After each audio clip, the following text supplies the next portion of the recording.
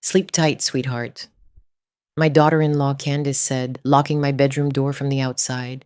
Through the window, I watched them pour gasoline all around the perimeter of the house. My son, Ethan, struck the match, grinning. Their plan, to steal my $300 million. But when they returned from their alibi dinner, I was sitting in the living room with the fire chief. Where are you watching us from today? Leave your location in the comments, and don't forget to like and subscribe. My name is Eleanor Vance. I'm 58 years old, and up until 3 hours ago, I thought my family loved me. How naive I was for so long.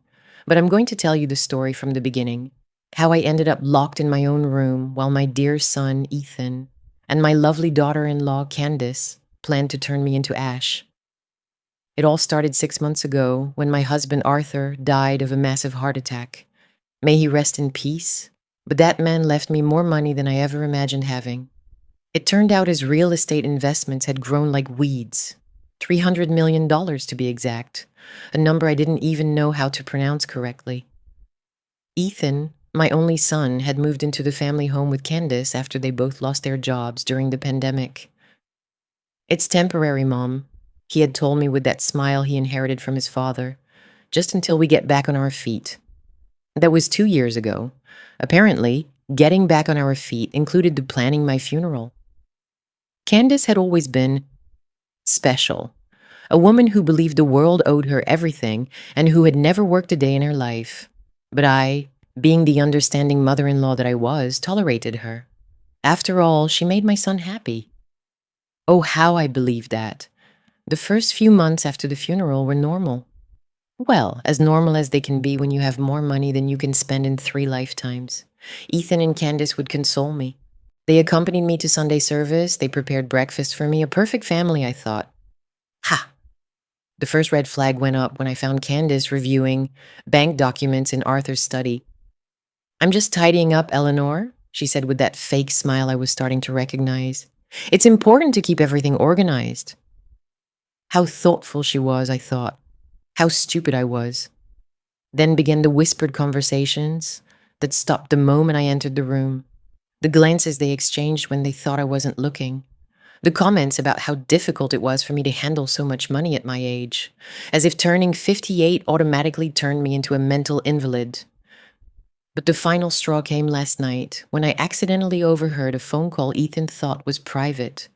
He was talking to someone about accelerating the process and making it look natural. At first, I thought he was talking about work. How innocent. This morning, Candace insisted on making me a special tea. To calm your nerves, Eleanor. The grief is so hard. The tea tasted strange, bitter, but I didn't want to offend her by refusing it. 20 minutes later, I felt dizzy and extremely sleepy. You really should rest, Mom, Ethan suggested with a concern so phony it would have embarrassed a soap opera actor. I went to my room and pretended to fall asleep. From my second-floor window, I had a perfect view of the backyard, and that's when I saw something that chilled me to the bone. I watched Ethan pull a gas can from the garage. At first, I thought he was going to fix the lawnmower, but when Candace came out with another can and then another, my brain finally connected the dots. They weren't going to cut the grass. They were going to cut my life short. I watched them as if it were a suspense movie, except I was the protagonist about to die. Ethan walked around the house, pouring gasoline as if it were water for the plants. Candace followed him, checking to make sure he covered all the areas well. They worked as a team, like the perfect criminals they turned out to be. My heart was pounding so hard I was afraid they could hear it downstairs, but my mind, surprisingly, was clear. The effect of the sedative tea had vanished with the pure adrenaline of terror. And with the terror came something I hadn't felt in years: fury. These two idiots thought I was a helpless old lady they could burn alive to get my money. Well, they were about to get a surprise. I hadn't survived 58 years, raised an ungrateful son, and put up with 30 years of marriage to Arthur just to end up as a BBQ in my own home. While they finished their beginner arson work, I was planning my survival. First, I needed evidence. I grabbed my phone and started recording out the window. The image wasn't perfect, but you could clearly see Ethan with the match in his hand, smiling at Candace as if he had just told her a funny joke. After recording for 5 minutes, I realized I needed to get out of there. My bedroom door was locked from the outside. How thoughtful of them. But they had one small problem. They had underestimated a woman who had raised a mischievous boy. When Ethan was little, he used to sneak out his bedroom window to go see his girlfriend. I knew, of course, but I never told him. Mothers keep secrets, even to protect the children who later try to kill them. The irony was not lost on me. My room had the same window as Ethan's, with the same old oak tree he had used for his teenage adventures. The difference was he was 16 and I was 58. But desperation works miracles. I tied my shoelaces tightly and tucked my phone into my bra. This was not the time for vanity. I slowly opened the window, praying it wouldn't creak. The tree was exactly where I remembered it, with the same strong branches that had supported my son's escapades. Climbing down a 2-story oak tree at 58 is not something I recommend. My knees protested, my hands scraped against the bark, and I swear I heard all my bones make noises they shouldn't make. But I reached the ground in one piece, which I considered a major victory. From my new position behind the tree, I had a perfect view of my dear family finishing their preparations. Ethan was checking that all the windows were closed while Candace strategically placed more gasoline near the doors. How meticulous they were for amateur criminals. It was then I overheard part of their conversation. "Are you sure she won't wake up?" Candace asked with a concern that would have been touching if not for the context. "That tea had enough sedative to knock out a horse," my loving son replied. "She'll be unconscious for at least 4 hours. By the time she wakes up, if she wakes up, it will be too late." How considerate of him to make sure I didn't suffer. Listening to them discuss killing me as if they were discussing the dinner menu gave me a mental clarity I hadn't experienced since Arthur's death.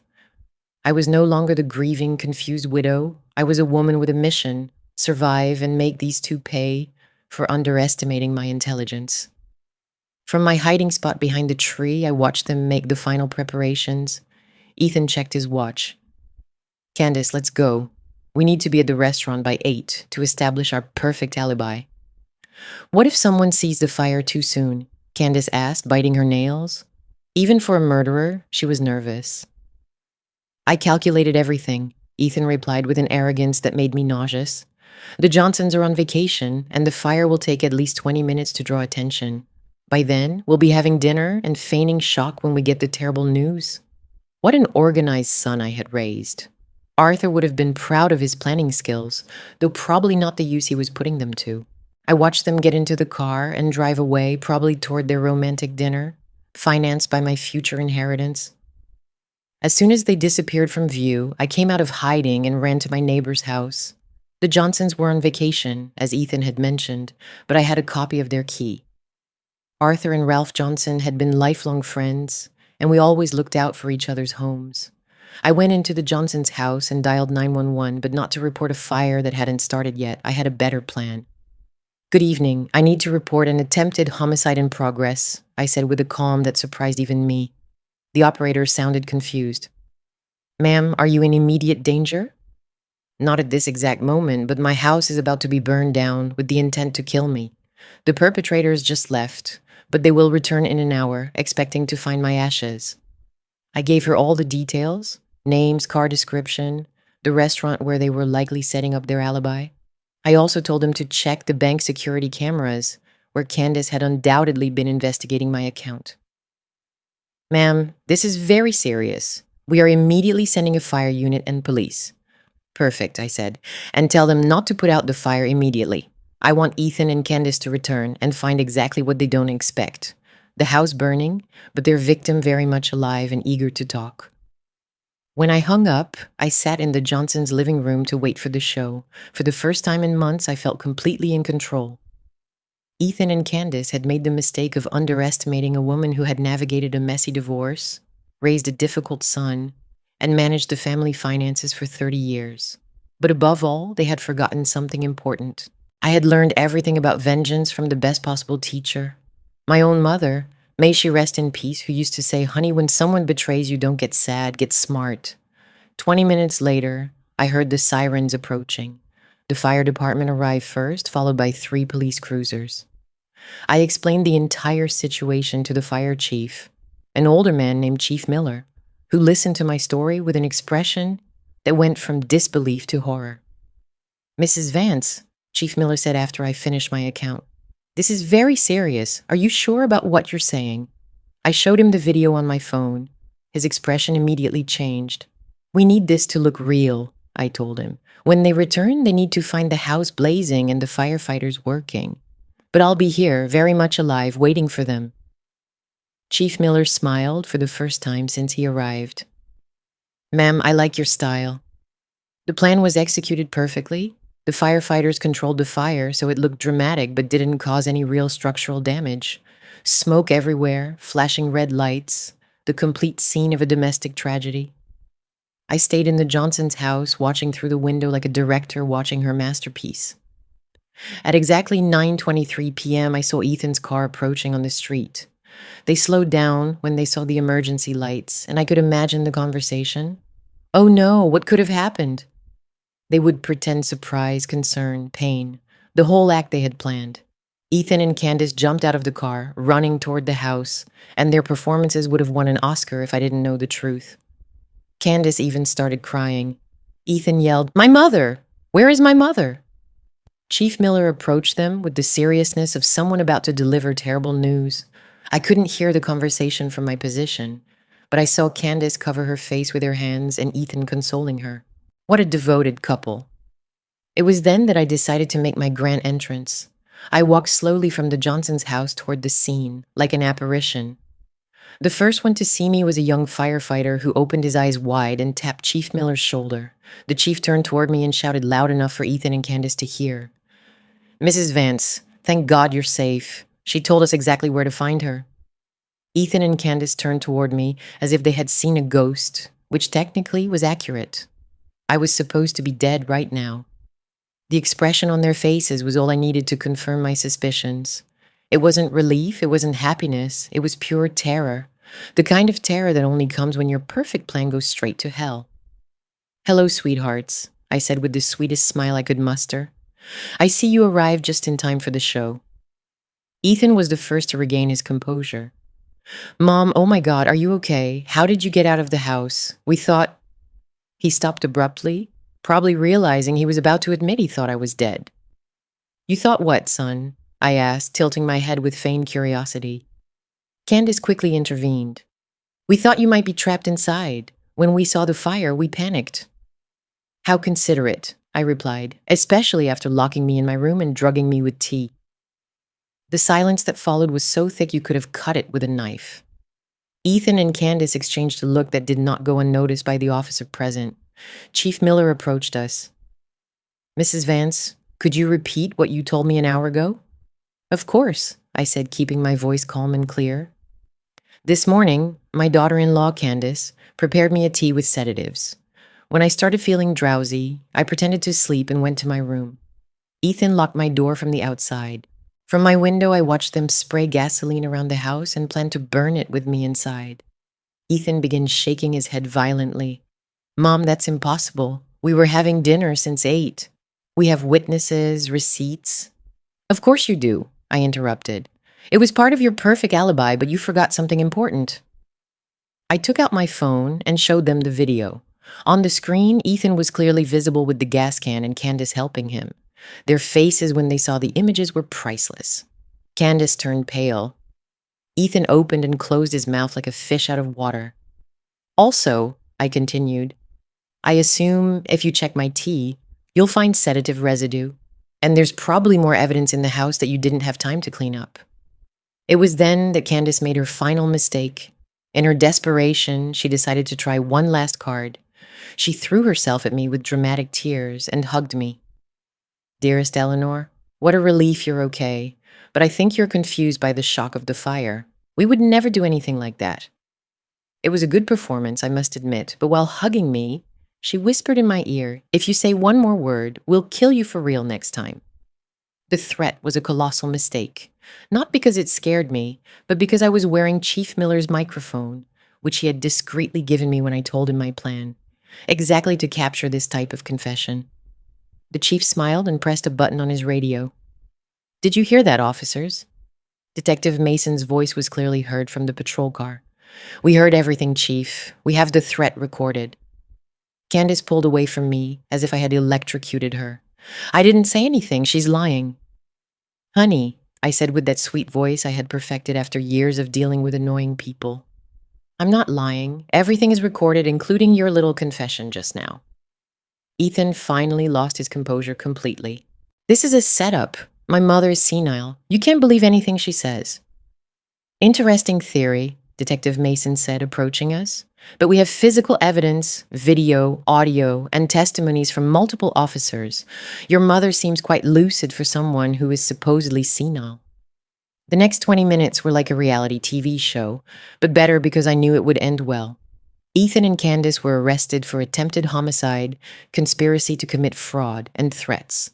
The officers found the gasoline, the sedative residue in my teacup, and even a document Candace had prepared, forging my signature to transfer my bank accounts.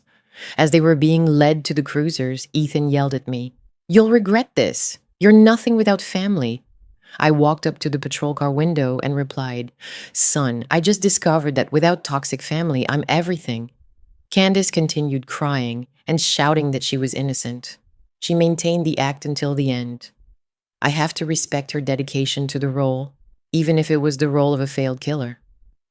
When the cruisers drove away, I stood in my burned yard, surrounded by firefighters cleaning up their equipment. Chief Miller approached me. "Mrs. Vance, do you have somewhere to stay tonight? Your house needs some repairs before it's habitable again." I looked at him and smiled. "Chief, for the first time in years, I'm exactly where I want to be." "And where is that?"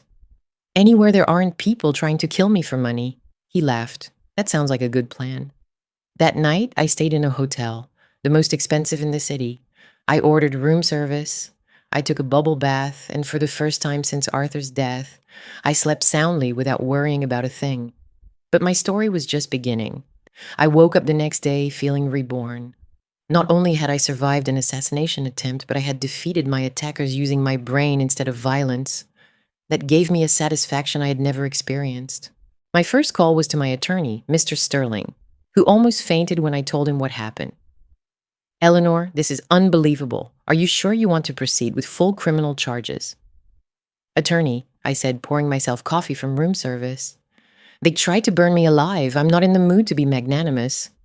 "I understand completely. We should also discuss your will." That comment made me pause. "My will, after this, I suppose you want to make some significant changes." It was true. My current will left everything to Ethan, with Candace as the secondary beneficiary. I had essentially been handing my fortune to my own murderers. How ironic. "I scheduled an appointment for tomorrow," I told him. "I have some very specific ideas about how to redistribute my wealth." My second call was to my sister Rose in Chicago. We had lost touch after Ethan convinced me that she only wanted my money. Now I realized the one who wanted my money was him. "Eleanor?" Rose sounded surprised. "Is that really you?" "Yes, sister. And I have a lot to tell you." I recounted the whole story. Rose listened in silence until I finished. And then there was a long pause. "Eleanor," she finally said, "I always knew that boy was trouble. But Candace, she gave me a bad feeling from day one." "Why did you never tell me anything?" "I tried, remember? But you always defended Ethan. You said I was jealous of his success." She was right. Rose had tried to warn me several times, but I had interpreted her concerns as family envy. How blind I had been. "Rose, would you like to come visit me? I have a very large, very empty house. I'd love to, sister. But only if you promise that there aren't any more relatives trying to kill you out there." I laughed. "For now, I think I'm safe." That afternoon, reporters started calling. Apparently, the story of the woman who faked her own death to catch her murderous family was national news. Chief Miller had given a press conference, and everyone wanted to interview me. I decided to speak with only one reporter, Sarah Jennings from Channel 5 News, because I liked her approach when I saw her interviewing other victims of family crimes. Not sensationalist, but empathetic and professional. "Mrs. Vance," Sarah asked me during the interview, "how does it feel to discover that your own son planned to kill you?" "Sarah," I replied, looking directly into the camera, "I feel liberated. For years, I thought something was wrong with me because I couldn't please my family. Now I realize that what was wrong was my family. Do you have a message for other seniors who might be in similar situations?" Yes, trust your instincts. If something feels wrong, it probably is. And never ever assume someone loves you just because you share DNA. The interview aired that night and went viral. My phone wouldn't stop ringing with calls from seniors telling me their own stories of financial and emotional family abuse. But the most important call came the next day. The call was from a woman named Angela Thompson, director of a nonprofit organization called Valiant Voices, which helped elderly victims of family abuse. Mrs. Vance, Angela told me, your story has inspired hundreds of people to report similar situations. We were wondering if you would be interested in helping us help others. The proposal was intriguing. Angela explained that many victims of family abuse didn't report it because they felt ashamed, or because they didn't have the resources to fight against younger, technologically astute relatives. What we need, Angela continued, is someone who has gone through this and emerged victorious, someone who can give them hope and practical strategies. I met with Angela that afternoon at the Valiant Voices offices. She was a woman in her mid-40s with a contagious energy and a genuine passion for helping others. She showed me case after case of seniors who had been scammed, abused, or abandoned by their own families. The problem, she explained, is that the legal system assumes families act in good faith. When a senior accuses their child of abuse, often the reaction is to think they are confused or resentful. That sounded familiar. If I hadn't had video and audio evidence, Ethan and Candace probably would have convinced everyone that I was delusional. What specifically do you need? I asked her. Financial resources for complicated legal cases, education to help seniors protect themselves, and above all, success stories to show them they can win. I liked Angela immediately. She wasn't asking me for money for herself, but to use my resources to help others in similar situations. It was exactly the kind of purpose I had been searching for without knowing it. Count me in, I told her, but I have one condition, which is I want to be actively involved, not just writing checks. I want to meet the people, hear their stories, and help develop strategies. Angela smiled. I was hoping you'd say that. I left that meeting with a sense of purpose I hadn't felt in years. For the first time since Arthur's death, I had a reason to get up every morning that had nothing to do with lamenting my loneliness or worrying about pleasing an ungrateful family. That night, Rose arrived from Chicago. Seeing her after 3 years was like remembering who I was before Ethan's manipulation made me doubt everyone. You look different, she said after hugging me at the airport. Different how? Stronger, more you. She was right. The experience of almost dying had brought me back to myself. Or maybe it had shown me who I could be when I wasn't constantly trying to win the love of people who didn't deserve it. I told Rose about my meeting with Angela and my plans to work with Valiant Voices.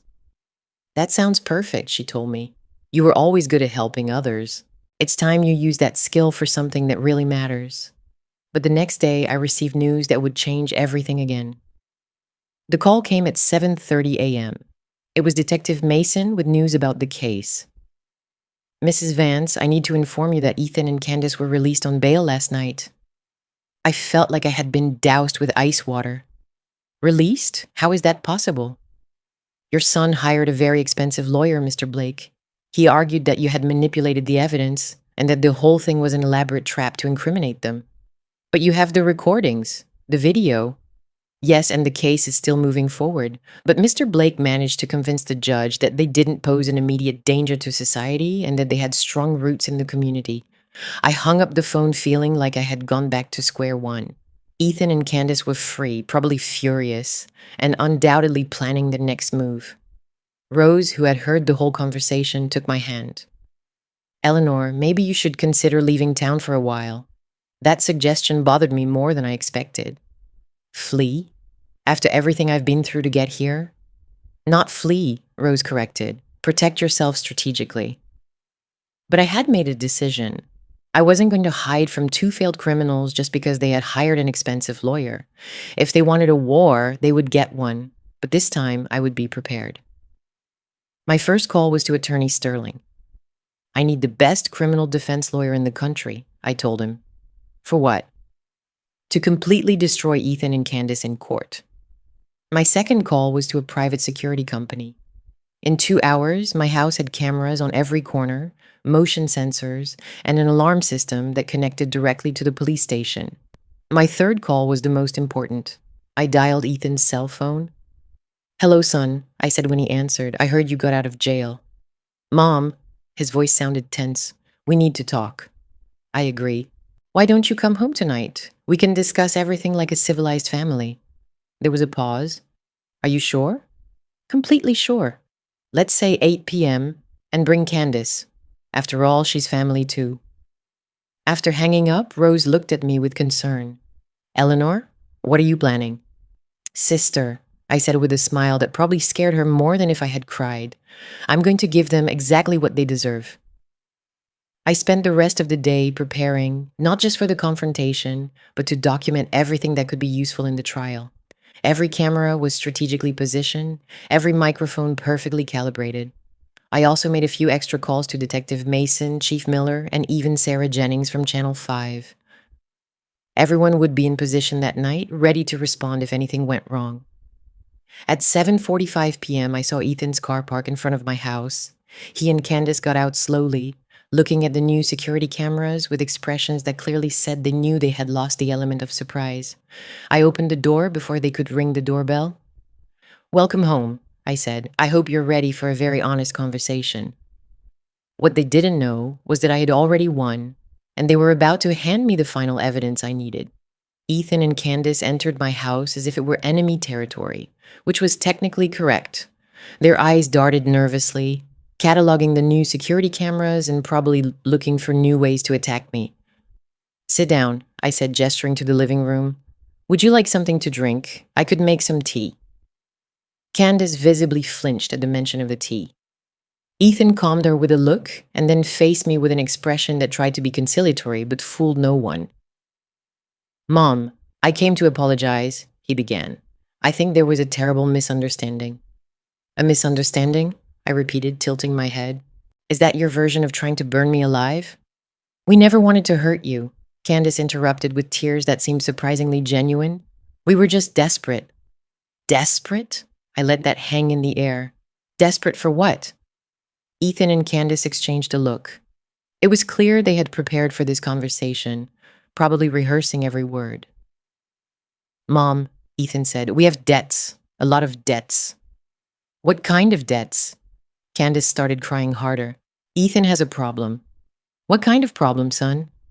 For the first time since they arrived, Ethan looked down. "I gambled money I didn't have, a lot of money." There it was. The truth finally came to the surface. "How much money?"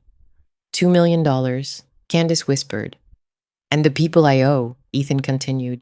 "They aren't the kind of people who accept installment payments." I finally understood everything. It wasn't just greed, it was survival.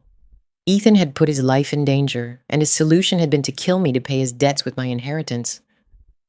"So your plan was to murder me to save your life," I summarized. "It wasn't to kill you," Ethan shouted, losing his composure. "It was to... What, Ethan? To magically make me disappear without anyone noticing?" Candace intervened desperately. "We thought it would be quick, that you wouldn't suffer." The audacity of their words took my breath away. "How thoughtful of you." "Mom," Ethan leaned forward. "We can still fix this. If you lend me the money, I can pay my debts, and all this will end." "Lend you?" I laughed, and it wasn't a pleasant laugh. "After trying to kill me, you want me to lend you $2 million? "He's your son," Candace shouted. "Mothers always protect their children." "Mothers protect their children," I agreed. "But you are not my daughter, and he is no longer my son." The room fell silent. Ethan looked at me as if he didn't recognize me. "What do you mean?" he finally asked. I replied, "that I changed my will yesterday." "Ethan, you are officially no longer my heir." His face went white. "You can't do that." "Of course I can, and I did." Candace stood up abruptly. "You're a selfish old woman. After everything we've done for you, everything you've done for me?" I stood up as well. "Are you referring to drugging me and trying to burn me alive?" "You deserved worse," Candace shouted, completely losing control. "You're a bitter old woman who doesn't understand what real life is like." Ethan tried to calm her down, but it was too late. Candace was revealing exactly what I needed her to say. If you had died like you were supposed to, we would all be better off, she continued screaming. Ethan could pay his debts. I could have the life I deserve, and you'd be out of the way. Candace, shut up, Ethan whispered urgently. But Candace was in a complete spiral. No, I'm tired of pretending. This old woman ruined our lives from day one. And then she did something I hadn't expected. She lunged at me with her hands outstretched, apparently trying to strangle me, but I had been waiting for exactly that. The moment Candace lunged at me, I pressed the panic button I had in my pocket. Immediately, sirens started blaring outside, and police lights flashed through the windows. Candace froze, realizing she had made the final mistake. Ethan went pale, understanding that everything had been a perfectly planned trap. Surprise, I said calmly. Everything is recorded again. The front door opened, and Detective Mason, two uniformed officers, and to my personal satisfaction, Sarah Jennings, with her cameraman, walked in. I think you have enough material for the case, I said to Detective Mason, pointing to the discreetly installed cameras. Ethan finally understood everything that had happened. You set a trap for us. I invited you to my home for an honest conversation, I corrected. You chose to confess, attempt fraud, and then attempt assault. I just documented everything. Candace tried one last time to manipulate the situation. She provoked us. She made us say those things. Detective Mason smiled. Ma'am, provoked or not provoked, attempted physical assault is attempted physical assault, and confessing to a crime is confessing to a crime. As they were arrested for the second time, Ethan looked at me with a mixture of hatred and desperation. Mom, you're going to kill me. If I can't pay my debts, they'll kill me. For a moment, just a moment, I felt the pain of the mother I had been for 30 years. This was my son, the baby I had raised, the child I had comforted during nightmares. But then I remembered the moment I saw his smile as he struck the match to burn me alive. Ethan, I said softly, you had the opportunity to ask me for help. Instead, you chose to try to murder me. Now you will face the consequences of that decision. Please, he cried as he was put in the patrol car. I'm your only son. No, I replied. My only son died the day he decided my life was worth less than his money. After Ethan and Candace were taken away, I stayed in my living room with Rose, Sarah Jennings, and Detective Mason. Mrs. Vance, Sarah said to me, could you give me one final interview? I think your story could help a lot of people. I accepted, but with one condition. I wanted the interview to be broadcast live, unedited, so there would be no doubt about my words. During the interview, Sarah asked me if I regretted my actions. Sarah, I said, looking directly into the camera, for 58 years, I lived trying to make other people happy. I sacrificed my dreams, my independence, my happiness, everything to be the perfect wife, the perfect mother, the perfect mother-in-law, and it almost killed me. What would you tell other seniors in similar situations? I would tell them that their life has value, that they don't have to tolerate abuse just because it comes from family, and that it's never ever too late to defend yourself. And what are your plans for the future? I smiled, feeling a peace I hadn't experienced in years. I'm going to use my money to help other seniors who are going through what I went through. I'm going to live on my own terms, and I'm going to remember every day that I survived, that I won, and that I deserve to be happy. 6 months later, Ethan was sentenced to 12 years in prison for attempted homicide. Candace received 8 years as an accomplice. Their expensive lawyer couldn't do anything against the mountains of evidence we had collected. 2 weeks after the sentencing, I received a letter from Ethan from prison. It was the first communication he had attempted since his arrest. Mom, the letter read, I hope someday you can forgive me. I replied with a very brief letter. Ethan, I forgive you for being weak. I forgive you for being greedy. But I don't forgive you for underestimating my intelligence. And more importantly, I don't forgive you for making me doubt my own worth. Today, a year later, I work full-time with Valiant Voices. We have helped more than 200 seniors escape situations of family abuse. My house has become a temporary refuge for victims who need a safe place while they rebuild their lives. Rose lives with me now, and we have rebuilt the relationship that Ethan had tried to destroy. We have a beautiful garden, 2 rescue dogs, and a quiet life full of purpose. Some people ask me if I miss Ethan. The honest answer is that I miss the son I thought I had, but I don't regret the loss of the man he truly was. Every morning I wake up in my house, which now smells of coffee and flowers instead of betrayal and fear. I wake up knowing that I am worth more than my bank account, that I deserve respect, and that I am stronger than I ever imagined. And every morning I give thanks for that terrible night when my family tried to kill me. Because by surviving, I didn't just save my life, I saved myself. In the end, it turned out that the only thing I needed to burn was my old life. And from those ashes, I built something much better, a life truly worth living.